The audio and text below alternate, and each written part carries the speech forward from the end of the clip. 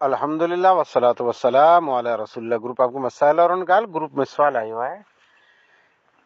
कई गुनहगार अड़ा शख्स वेंदा जंहिंजे गुनाह जी वजह से अमोक अहले ईमान उन्हीं मथे ई दावो कयूं था या फतवो लॻायूं था जे अल्लाह ताला कॾहिं हिनखे माफ़ की न कंदो। कसम खड़ी करे चवां थो अल्लाह ताला हिन जी मग़फ़िरत की न कंदो। उनजे गुनाह फिस्को फजूर जी वजह से कुरो कंहिं पण शख्स जे बारे में चौखवट से ई फ़ैसिलो ॾियणु मुनासिब आहे त अल्लाह ताला हिनखे माफ़ की न कंदो जॾहिं त उहो शख्स गुनहगार होए थो। सुवाल जरा खन वॾो आहे अने सुवाल गहरो आहे। हर इंसान ख़ताकार थी सघे थो। अल्लाह ताला जी ज़ात मुक़द्दस हर नुक़्स ऐं ऐब थी पाक आहे।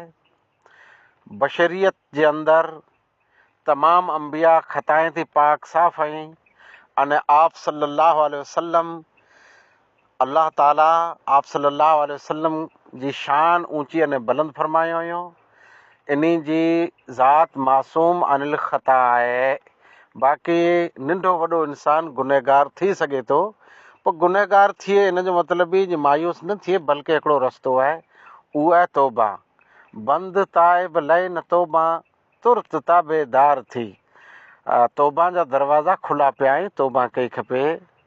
बाक़ी गुनहगार इंसान ॿी क़िस्म जो गुनहगार थिए थो। हिकिड़ो त गुनाह कंहिं व्यक्तिअ जो गुनाह हुकूकुल इबाद जंहिंखे चवाइजे थो, कंहिं व्यक्ति जो गुनाह, व्यक्ति कंहिं इंसान जो गुनाह कयईं त उन वटां माफ़ी मंगी गिने इंसान वटां अने उनजो जेतिरो हक़ दॿाए इहो उनखे पाऊं ॾेई ॾे।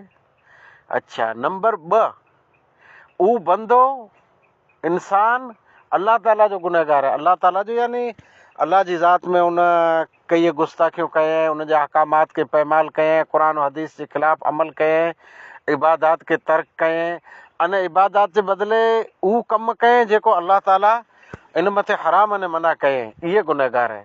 इन शख़्स खे तौबा ताइब अने जेतिरा इन गुनाह जा कम कयईं तंहिं त हथु खयो खपे।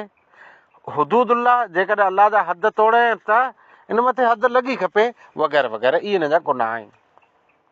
हाणे कुरो अहिड़े गुनहगार खे चई सघूं था जे हीअ दोज़खी आहे, हिन जी मग़फ़िरत की न थी सघंदी। जी कंहिं बि शख़्स जे बारे में पाण ही फ़ैसिलो न करे सघूं जे हीअ जहन्नमी आहे, अथवा इहे न चई सघूं जे हिन जी मग़फ़िरत अल्लाह की न कंदो। अच्छा, हिकिड़ो गुनाह सिर्फ़ु अहिड़ो आहे शिरक, जंहिंजे बारे में अहिड़ो मुंदो मिले थो क़ुर में साफ़ हो, इन्नल्लाह ला यग़फ़िरु अन युशरक बिही व यग़फ़िरु मा दून ज़ालिका लिमन यशा। जेको शख़्स शिरक करे थो अल्लाह ताला उनखे माफ़ नथो करे अने शिरक जे अलावा हर गुनाह माफ़ करे थो।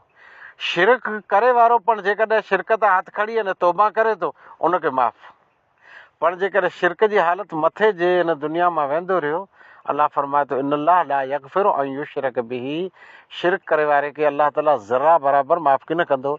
ॿई आयत में अल्लाह फरमाए जे शिरक करे वारे मथे जन्नत पण हराम आहे। पण इहे शिरक करे वारो जेकॾहिं तौबा ताइब थिए इन जी माफ़ी थी वेंदी, मग़फ़िरत थी वेंदी। अल्लाह जी मग़फ़िरत कुशादा आहे। जनरली गुनहगार खे माफ़ीअ जो दरवाज़ो उन लाइ खुलो पियो आहे, अल्लाह जी मशीयत जे तहत आहे।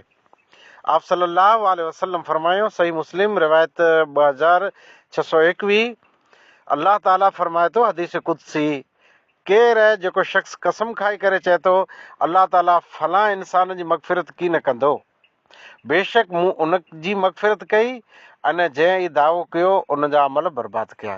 कंहिं शख़्स खे ईअं चवणो जो अल्लाह हिनखे माफ़ की न कंदो, इहो एॾो गुनाह बने थो जे चवण वारो केॾो पण नेक इंसान हूंदो उन पिंड जा अमल बर्बाद थी वेंदा। वाखिर दवाना अल्हम्दुलिल्लाहि रब्बिल आलमीन।